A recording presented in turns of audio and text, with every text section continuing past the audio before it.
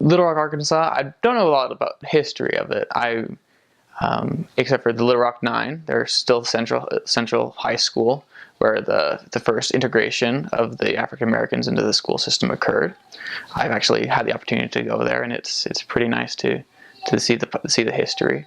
As in regard to the weather, it gets kind of different than what we're used to here. We say if we don't like the weather in Arkansas, you wait for 5 minutes. It will just rain and rain and rain for 5 minutes and then stop and be clear and be sunny, and you'll be really confused why everything is wet if you went inside for that time. It's particularly useful on bikes. If you're on bikes, you just, oh, it's okay, it'll stop raining soon. Little Rock is also very, very hilly, especially the northern part of the city. So if you're in bikes and you're going up and down hills, it's kind of a challenge sometimes, but you get good at it pretty quickly. The layout is pretty much like a grid. There are some parts where the roads change, but in the more developed parts, the more urban areas, there's pretty much a grid format. And as long as you understand like which streets run north and south and which ones run east and west, you'll be able to find your way pretty nicely. As far as sections of the city, the ones I became really familiar with were the ones towards the southern portion of the city, where there's a lot of Hispanic influence, and a lot of Hispanic people living.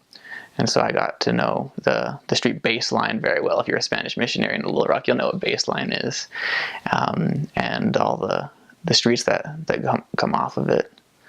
In terms of, there's some suburbs where there's also a very large community of the church. Alexander, Arkansas, and Benton and Bryant, Arkansas has significant member population. They're a little bit southwest of the actual city of Little Rock. In terms of cultural diversity, there's everything in Little Rock, but it seems a little bit segmented. Like, there's a great African American influence, a great Caucasian influence, and Hispanic influence, but they all seem to be divided into the south or the east or the north part of the city as you work. So there's a little bit of everything, and as you serve around the city, you'll see the different areas and the different cultures that are there. In terms of transportation and safety, you'll get to know which parts are to avoid and which parts aren't to. I never ever had a problem anywhere in Little Rock with anyone. I never felt in danger.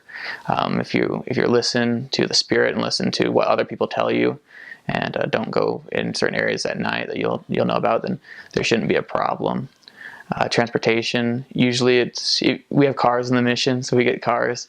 We use bus services every now and then, mainly when we're trying to go to North Little Rock instead of just Little Rock, and the buses run well and are on schedule, and as long as you figure out a way to get back to your home after you're done proselyting, the buses are a good resource.